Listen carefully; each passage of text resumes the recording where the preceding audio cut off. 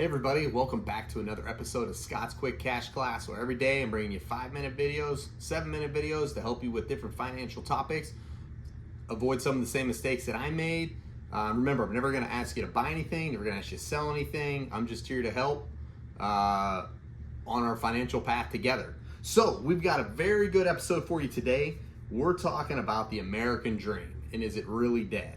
And some different statistics around that. So I still believe in the American dream. I just think the American dream is a little bit different now.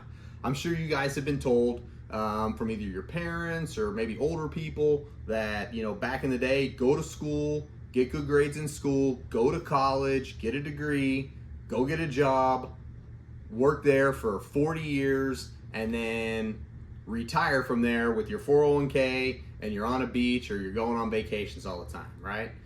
However, that's not the realistic thing, or that's not the realistic way that things work now. I'd be very hard pressed to find someone my age. I'm 45 years old, so I'm just into the Gen Zers. Or Gen Xer, I'm sorry. I would be really surprised if you would find someone my age who's been in the workforce over 20 years that's still at the same job. And I'm sure that's the same for a lot of you younger folks. My path was a little bit different than a lot of other people's. I did do some college.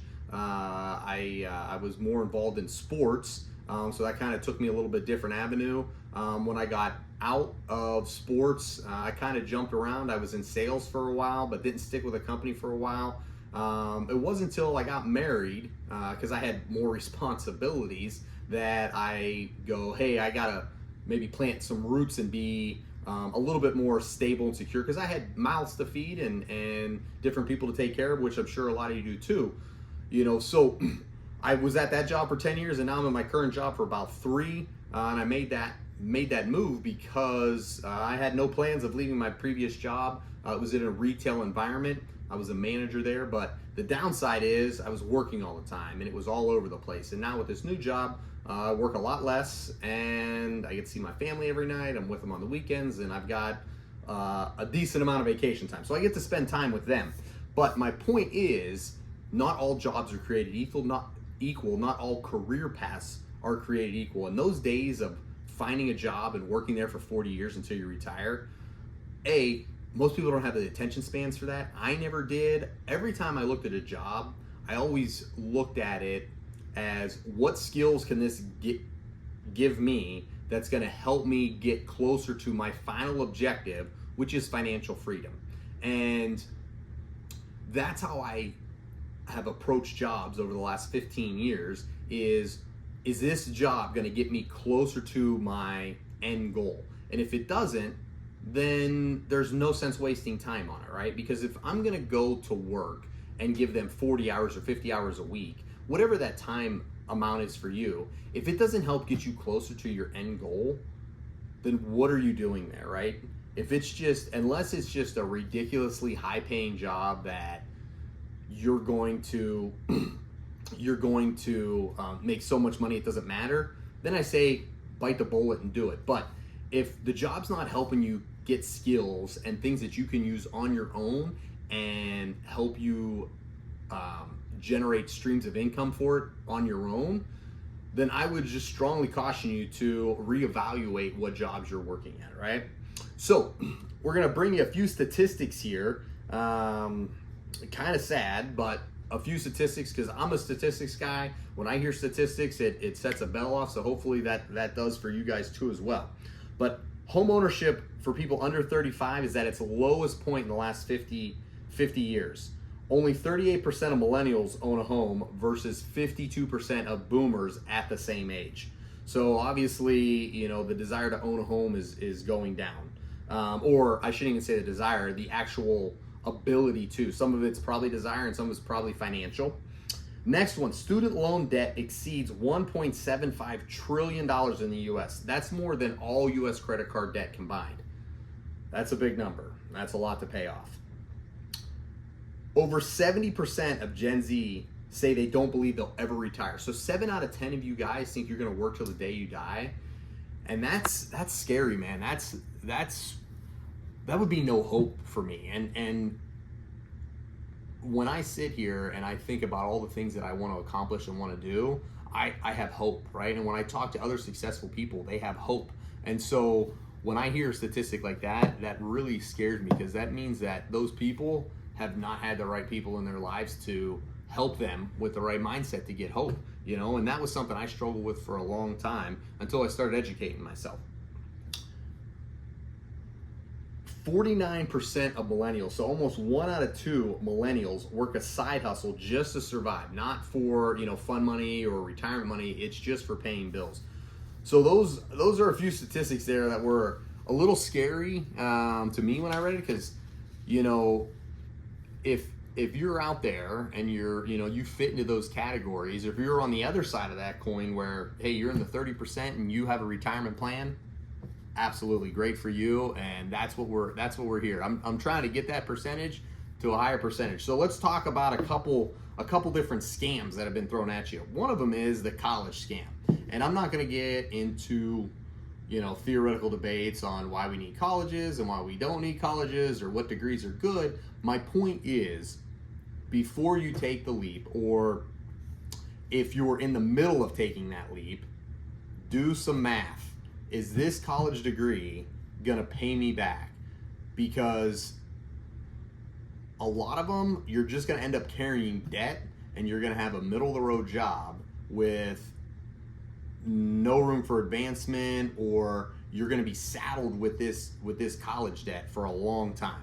So think about that before you go to college, before you take classes. What's the most economical way? Not what's the most fun way, what's the most easy way. Look at the most economical way, because your future self will definitely thank you.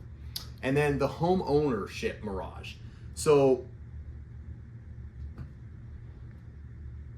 home ownership in the United States is the number one way that most people develop a net worth or develop a positive amount of money, right? They get their house and they pay it off, and then they have all this equity in their house. However, that's not always the most feasible for everybody, right? So I definitely would say buy a house if you can afford it, but I would caution you not to be house poor. And that's another topic that we talk about, but the home ownership is definitely one that has been a struggle. And so we're going to give you maybe a couple actionable items that can help you out with that. And then your career path, right? Loyalty to one company. That's what a lot of people my age and older, even older than me, pensions and things like that have gone away for the most part. And those type of things where companies are going to be loyal for 40 years to you, those days are past, right? You know, unions aren't as big as they used to. A lot of that was brought in by unions. But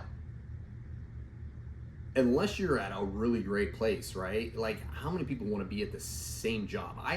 I would generally get bored after 2 or 3 years. And I'm not saying my way was the right way, because I made a lot of mistakes with jobs and burned a lot of bridges. But I'll say this, if you're not looking to upgrade your employer, like we kind of previously talked about, that is going to give you skills and a pathway to your end goal, which is financial freedom. If you're watching this, you're wanting financial freedom.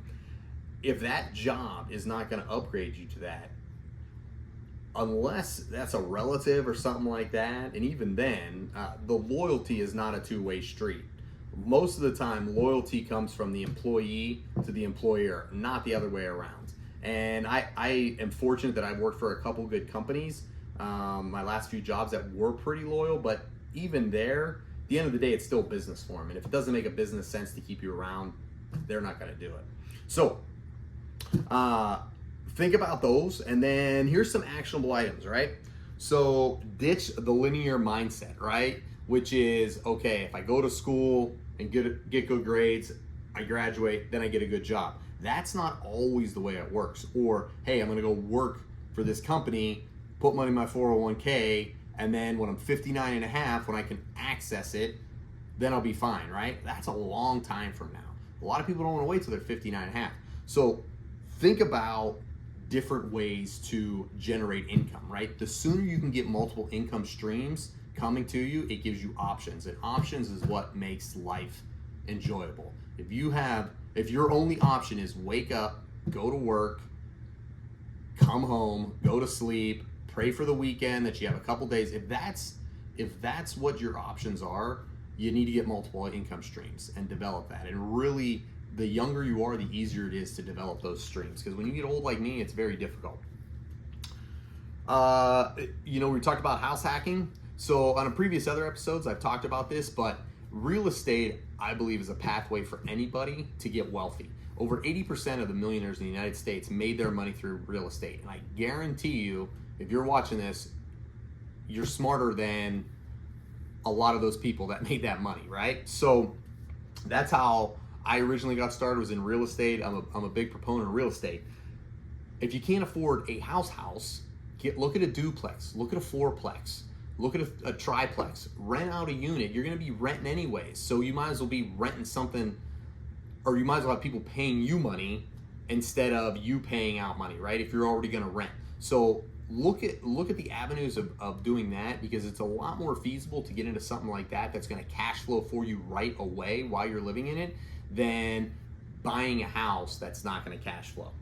And then the last thing is audit your budget, right? This should be something that's done, if at least not, once every 4 months, once every 5-6 months.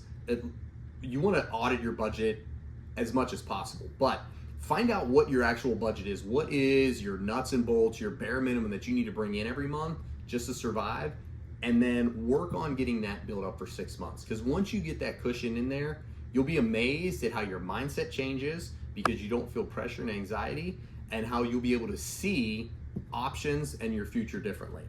So hopefully some of those things helped you. Hopefully those are actionable items for you that you can definitely go and use. And we're gonna leave you with the question of the day and tip of the day. So question of the day: what is one rule of success you were taught and you now realize is complete BS? And that can be many different things. And then tip of the day.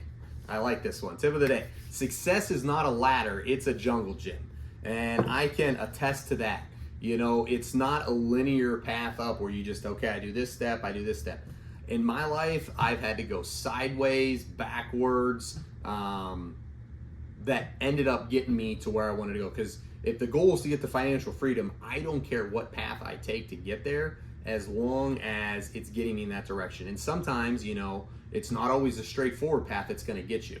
It can be to the left. Sometimes you got to go backwards, right, in order to go forwards. And I know we don't like going backwards, but sometimes that's a fact of life. But start looking at your financial success, and not even 3D, 4D, right? How many different ways, how many people, how many different things can I do in order to get me to where I want to go? Because if you put all your eggs in one basket and that basket overflows or gets stepped on or run over by a cement truck, if you have more options, you don't care about that basket as much. So hopefully that helped out. This is Scott with Scott's Quick Cash Class. If you like what you heard, give us a like. Every day I'm bringing you videos. Click the link below to subscribe. Till next time.